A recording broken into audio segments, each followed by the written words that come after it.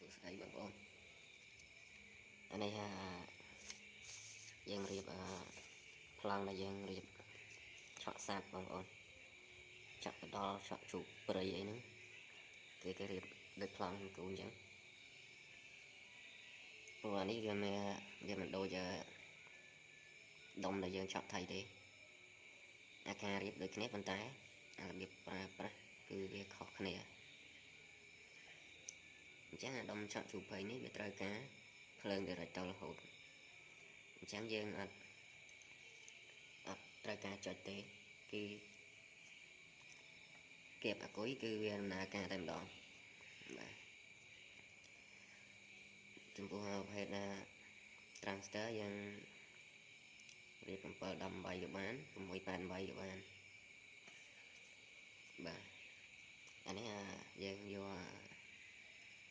អានេះប្រេ6 8 bay នេះប្រេបាទអានេះ transfer 7 10 bay នេះអានេះយើងយកធ្វើជាកម្លាំងវា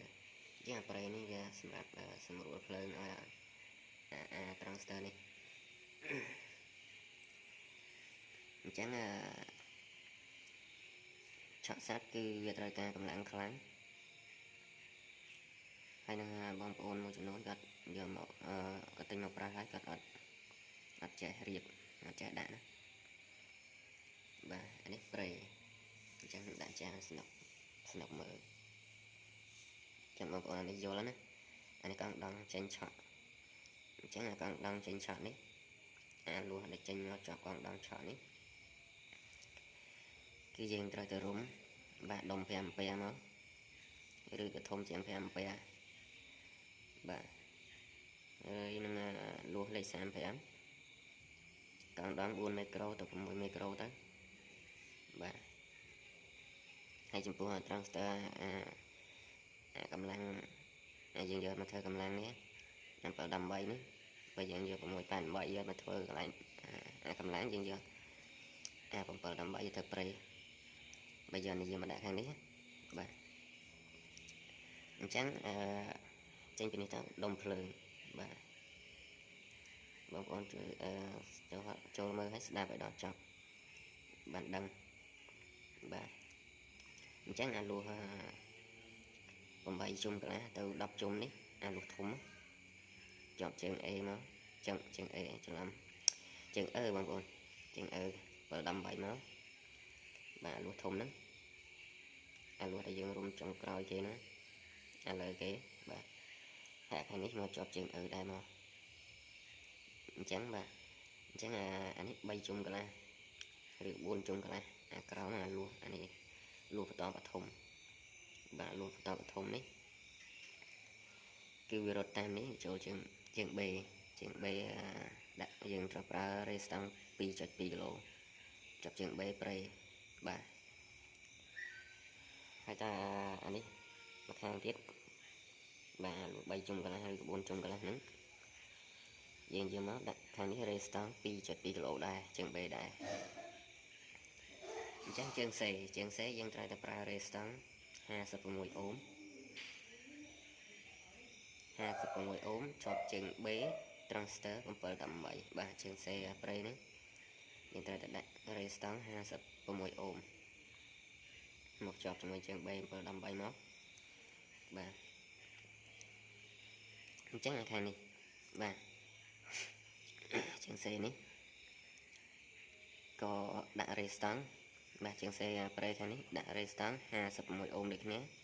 រួចហើយបញ្ចេញមកជាប់ជាមួយនឹងជើង B transfer 7 10 បាទរួចហើយជើង E និងជើង E របស់ប្រេនេះ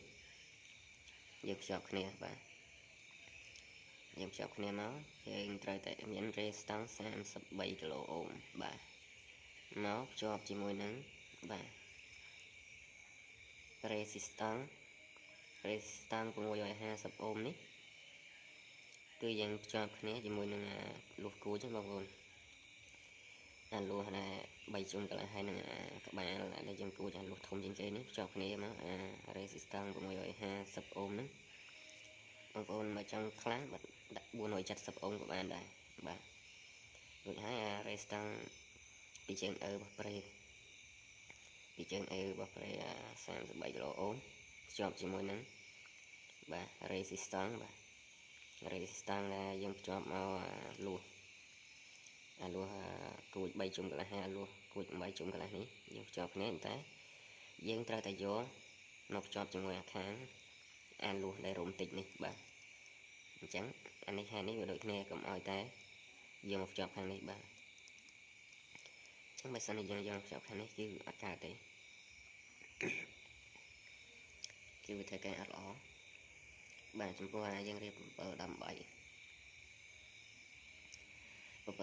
យើងប្រើជើង C នេះភ្លើងបូកបាទភ្លើងបូកបាទបើ688អានេះជើង C 7ដើម្បីហើយ7ដើម្បីនេះជាប់គ្នាបាទ688បាទភ្លើងបូកអញ្ចឹងបើយើងយក7ដើម្បីយើងត្រូវតែអូច្រឡំបងប្អូនហើយរត់ទៅមាត់ហ្នឹងអញ្ចឹងអានេះភ្លើងបូក7ដើម្បីនេះត្រូវតែប្រើភ្លើងបូកអាគុយបាទអានេះខ្សែនេះយើងចាក់ភ្ជាប់មកអាគុយមកបាទភ្លើងបូកចំណែកនេះភ្លើងដកបាទអញ្ចឹងនេះភ្លើងដក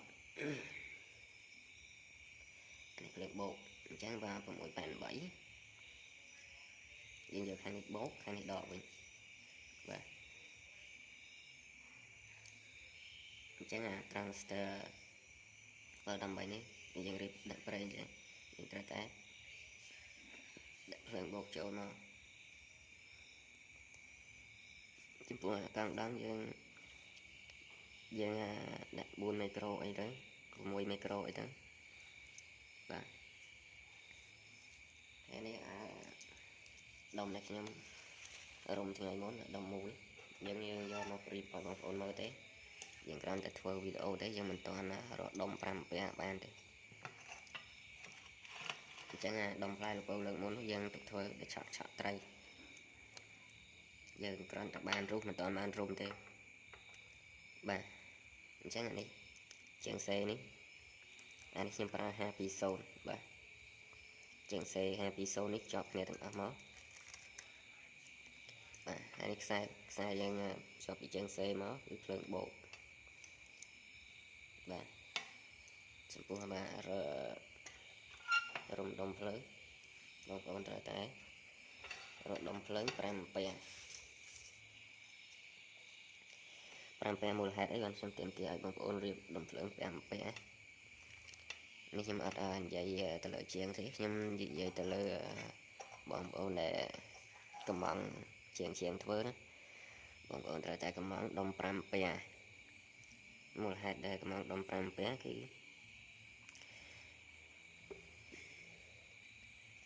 ដុំ5អាំពែគឺយើងរុំឲ្យច្រើនបាទយើងរុំ12ជុំអីទៅខ្សែឆក់ហ្នឹង12ជាន់12ជុំ12ជាន់បាទដុំ5អាំពែរុំ12 14ជាន់អីទៅបាទមូលហេតុអីដែលខ្ញុំឲ្យបងប្អូនធ្វើអញ្ចឹងដោយសារតែដុំ3អាំពែយើងយកមករៀបធ្វើកើតដែរប៉ុន្តែវាអត់ខ្លាំងមូលហេតុអីបាទមូលហេតុនៅយើងប្រើ resistance បាទបន្ថយកុំឲ្យវាធ្វើការខ្លាំងប៉ុន្តែយើងត្រូវតែតម្លើងកម្លាំងដុំភ្លើងបាទបើសិនជាយើងអត់តម្លើងទេគឺអានេះវាអត់សូវធ្វើការអញ្ចឹងដុំភ្លើងវារត់អត់ធ្វើការទៀតបាទចំពោះយកទៅប្រើគឺបងប្អូនត្រូវតែដឹងថាខ្សែណាខ្សែម៉េះខ្សែណាគឺភ្លើងបាទ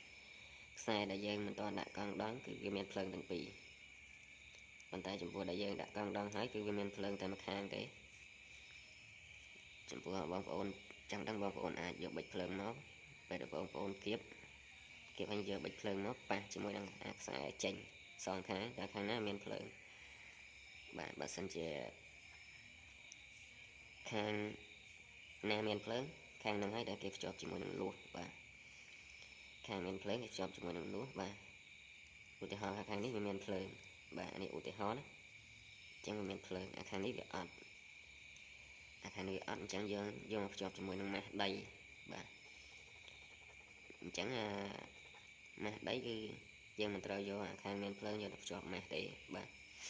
ពីព្រោះនៅដីមានមកហើយយើងយកភ្លើងមកភ្ជាប់ទៀតគឺវាបុកគ្នាគឺវាអត់ឆត់ទេបាទអញ្ចឹងយើងយកខាងមានភ្លើងភ្ជាប់ជាមួយនឹងលួសហ្នឹងគឺយើងមិនអាចចងជាប់ឈើដែរយើងប្រើកស៊ូបងប្អូនណា